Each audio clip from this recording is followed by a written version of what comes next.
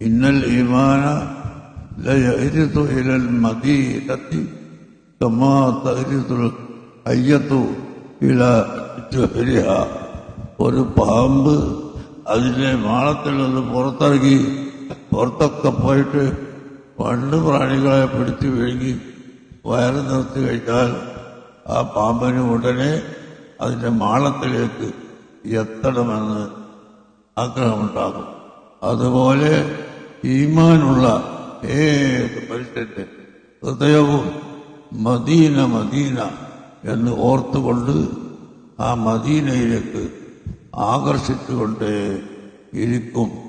ഈമാനുള്ള ഏത് മനുഷ്യന്റെ ഹൃദയത്തിനും മദീനത്തോട് പ്രത്യേകമായ ഒരു ആകർഷണ ശക്തി ഉണ്ട് എന്ന് ഹബീബായ നബി സല്ലല്ലാഹു അലൈഹി വസല്ലം തങ്ങൾ പറയുന്നു. ഈ ഹദീസിന്റെ വ്യാഖ്യാനത്തിൽ ഇമാം ഖത്തല്ലാനി റഹിമഹുല്ലാഹ് പറഞ്ഞതായി കാണാം. ലിസ്സുഹ്ബത്തി മഅ റസൂലില്ലാഹി സ്വല്ലല്ലാഹു അലൈഹി വസല്ലമ ഫീ ഹയാത്തിഹി. റസൂലുള്ളാഹിന്റെ ഹയാത്ത് കാലത്ത് റസൂലുള്ളാഹിനോടുള്ള സുഹബത്തിന് വേണ്ടിയും വലി ഖബൂലി ദുആഇ ബഅദ വഫാത്തിഹി. റസൂലുള്ളാഹിന്റെ വഫാത്തിന്റെ ശേഷം അവിടെ പോയി ദുആ ചെയ്താൽ ദുആക്ക് ഉത്തരം കിട്ടും എന്ന കാരണത്താലും എല്ലാ മുഅ്മിനീന്റെയും ഹൃദയം മദീനയിലേക്ക് എപ്പോഴും ആകർഷിച്ചുകൊണ്ടിരിക്കും.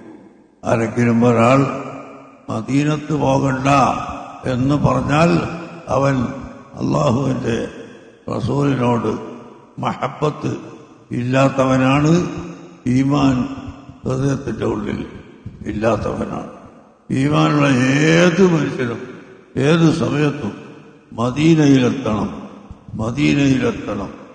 എന്ന ചിന്ത അവന്റെ കൽബിൽ ഉണ്ടായിക്കൊണ്ടേയിരിക്കും എന്നാണ് അള്ളാഹുവിന്റെ റസൂൽ പഠിപ്പിക്കുന്നത്.